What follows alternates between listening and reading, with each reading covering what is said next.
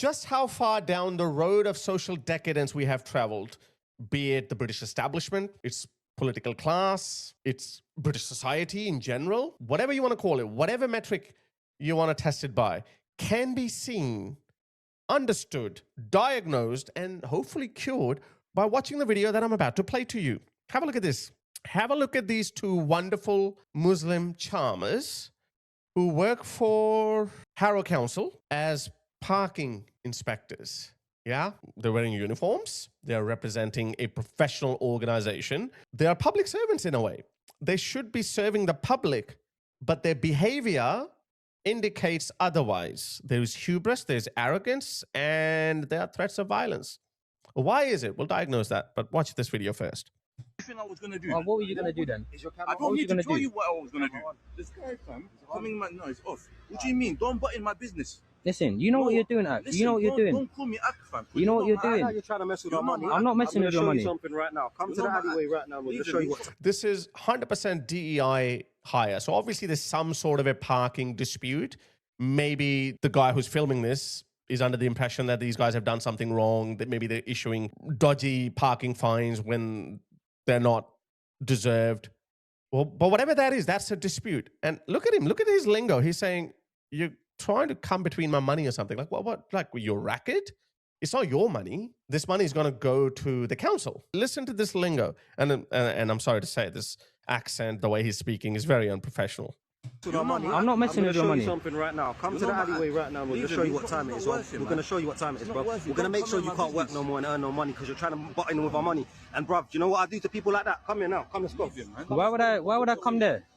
Why would I come there? Brother, don't come in the business. I swear, when I'm not in uniform, I'm going to knock you the fuck out and whip your teeth out. You know that? If I give you one punch, I'll knock all your teeth out. We've got people. I don't know why you're getting aggressive. Bro, come across the road now because you're trying to mess with our money, bro. I'm not trying to mess I'm going with to your show you money. what time it is. Come now. Nah, do your thing, If man. I call a police officer for you, he'll fuck you up, you know. Notice that? So he's first asking him to meet him in an alleyway where he's going to knock his teeth out. He's going to beat him up. Again, you got to remember, this guy is easily identifiable. He's operating in a professional capacity. He's representing his organization, and this is how he's behaving. But on top of that, he even believes that he's so much in the right that when he calls the police are going to side with him. That's what he's thinking. Where does that hubris and arrogance comes from? So I guess the idea of two-tier policing is not a grievance of, or not a figment of imagination of the natives, but also of those people. They also confidently believe that the police are going to side with him, even though he beats him up in a dark alleyway where no one is there to watch it. They know that police is going to come and they're going to say, when this white person or the native person says that I've been beaten up, the copper might say, I don't think you have been, mate.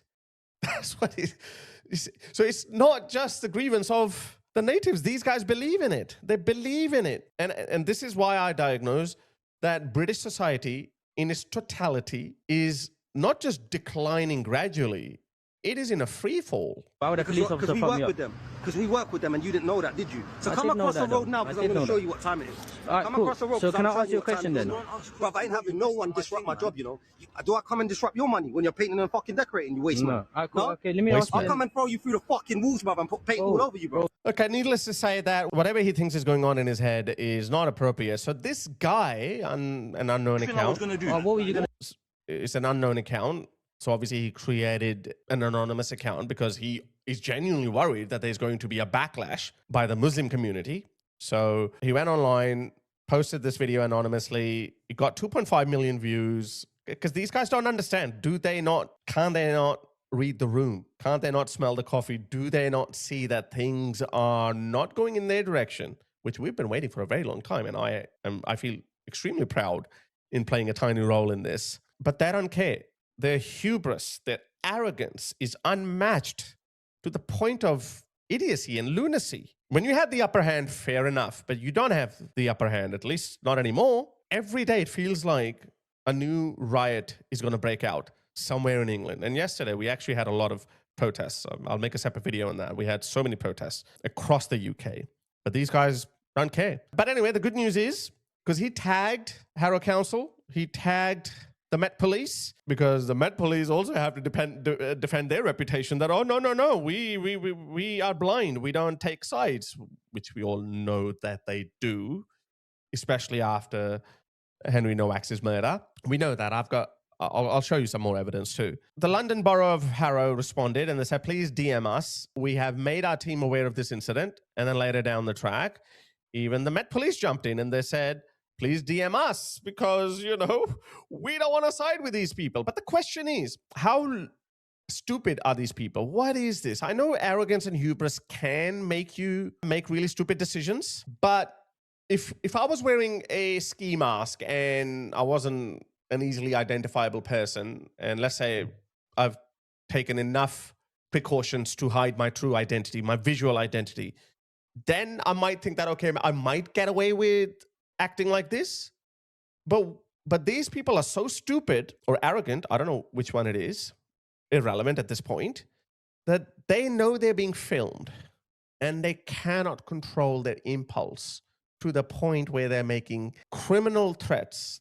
They should be arrested, but the word is that they've been sacked. But I wanted to understand this mindset and I wanted to expose that to you, that these guys are not the problem. They are a symptom of a much bigger problem, which has been ignored for a very long time. Hopefully it shouldn't be ignored anymore. Look at this. Lawrence Fox, a known patriot, not a racist. His wife is brown. He's a civic nationalist, to the best of my understanding. He's criticizing this. Alex Armstrong, GB News journalist, he said, deport them all. Nothing else will stop this. They will have to go. He said that in the wake of the attempted beheading in Belfast. And Owen Jones, a woke lunatic, responded to this anyway. So this is, he's saying he's absolutely right. Alex Armstrong is absolutely right. I said the same thing. I don't know why he deleted this tweet. Guys, we don't have to pussyfoot around anymore. But look at this Muslim. I know him. Well, I don't know him personally. I've seen him on social media. Look at this. It's the same behavior. Lawrence, from this point on, it's not just online banter. Say another word. Insult my faith. Just one time. Just one time. Watch how the dynamics of your life change. What? Are you gonna stab him? Are you gonna cripple him? Are you gonna murder him? Are you gonna take away his employment? What do you mean by that? What do you mean by that? Insult my faith. When did it become normal for Western citizens to be afraid to criticize an idea, or any idea for that matter? When did it become acceptable? Well, remember, we are diagnosing, we are exploring why Western society, and in this case, British society, is not just declining, rapidly falling. You've got to remember, this is a society that gave us Scotland Yards, common law, parliamentary democracy. I know a lot of Americans wouldn't even like to admit it, but America, Canada, Australia, New Zealand, these are really top countries. But these countries were built on British traditions, British institutions. It hurts. It hurts to see that society is putting up with this. It's putting up with this. Okay, let me go back to him. Hallelujah. That's what they call, that's what they call you, don't they? I don't know. Hallelujah, Lou. Okay, so he's having a go at him. Look at this. It got viewed by 223,000 people and only got 12 likes and 615 comments. That is a good indicator that he's being roasted. When will Muslims understand that the more you tell people not to criticize their religion, the more it's going to be done to them? And I can't even show you most of the comments. People are absolutely roasting Islam, absolutely destroying the world's greatest man who ever lived, according to Muslims. And they keep quoting that one author as though he is a universal authority on the topic. He's getting roasted, pummeled, destroyed, humiliated. Nobody makes fun of Krishna. You know why? Because Hindus don't go around telling people, oh, don't say anything about our sacred figures. Hindus represent a culture that gave us the term holy cows. Sacred cows, sorry. You can say whatever you want. We don't feel the need to make fun of cows because Hindus see cows as sacred animals, maybe sacred deities in some cases. But why don't we feel the need to do it? Why do we constantly use the word, the P word to describe Muhammad?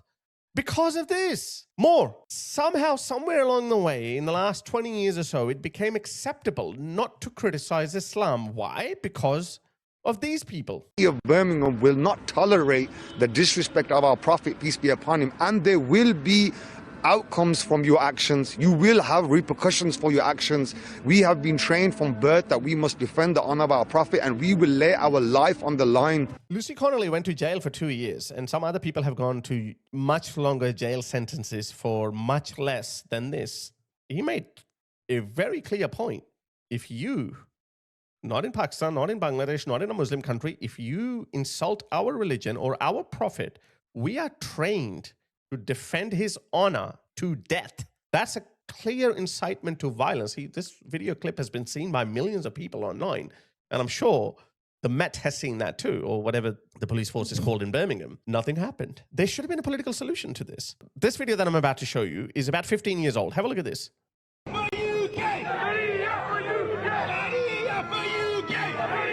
This is an open incitement to overthrow British democracy. It's an open call to it. It's an open provocation to the natives of the land.